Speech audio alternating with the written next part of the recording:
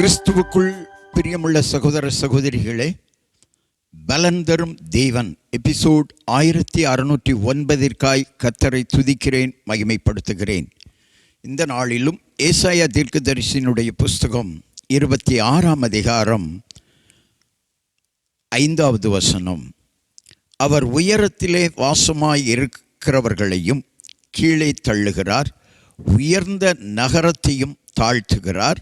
அவர் தரை மட்டும் தாழ்த்தி அதை மண்ணாக மட்டும் இடிய பண்ணுவார்.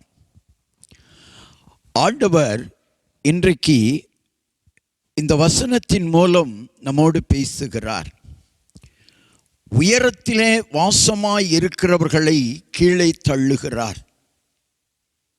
ஆனால் அதே நேரத்தில் வேதம் சொல்லுகிறது, தாழ்மை உள்ளவர்களை உயர்த்துகிறார். என்னால் வந்தது அல்லது என்னால் தான் இந்த காரியம் நடந்தது என்று நினைத்து கொண்டிருக்கிறவர்களை தள்ளுகிறார் என்று வேதம் சொல்லுகிறது. தேவனால் கூடாத காரியம்தான் ஒன்றுமில்லை.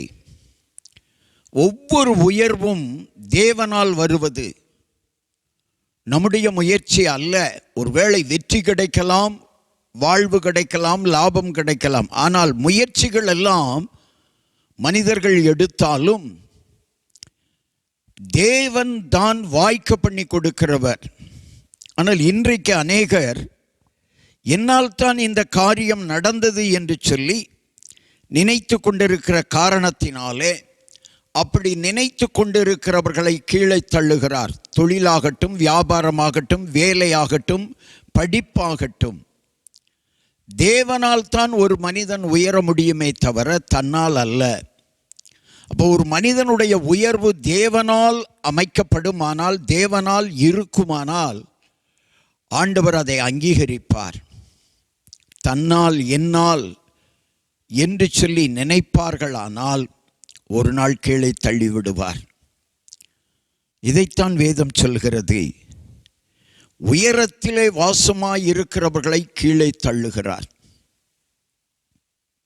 என்னுடைய முயற்சியினால் நான் உயர்ந்தேன் என்று அநேகர் நினைக்கிறார்கள். அல்ல, தேவனுடைய கரம் பிடிக்காவிட்டால், தேவனுடைய கரம் வழி நடத்தாவிட்டால் ஒருவரும் உயர முடியாது. எனவே ஒரு மனிதனுடைய உயர்வு தேவனால் கிடைக்கும். தேவனால் கூடாத காரியம் ஒன்றுமில்லை. கண்களை மூடி ஜெபிக்கலாம். எங்களை நேசிக்கிற நல்ல தகப்பனே, தேவனால் கூடாத காரியங்கள் ஒன்றுமில்லை அப்பா. ஒரு மனிதனுடைய உயர்வு தேவனால் வந்தது என்று சொல்லி நினைப்பானால் அந்த உயர்வு நிலைத்து நிற்கும். என்னால், என் திறமையால், என் சுய சம்பாத்தியத்தால், என்னுடைய பலத்தால், என்னுடைய அறிவினால், என்னுடைய பாரம்பரியத்தினால், என்னுடைய குடும்பத்தினால் வந்தது என்று சொல்லி நினைப்பானால் அது கீழே தள்ளிவிடப்படும். இந்த செய்தியை கேட்டுக்கொண்டிருக்கிற ஒவ்வொருவருக்காக ஜெபிக்கிறேன். ஒவ்வொருவரும் தங்களை தாழ்த்தி ஆண்டவரை கர்த்தருக்கு முன்பதாக தாழ்மையாய் நடந்து, கீழ்ப்படிதலுடன் நடந்து கர்த்தருடைய மகிமையை பெற்றுக்கொள்ள கிருபை செய்யும். உயரத்தில் இருக்கிறவர்கள் கீழே தள்ளப்படாமல் பாதுகாக்கப்பட வேண்டுமானால் கர்த்தரை நம்ப வேண்டும், தாழ்மைப்பட வேண்டும். இயேசுவின் நாமத்தில் ஜெபிக்கிறேன் பிதாவே, ஆமென்.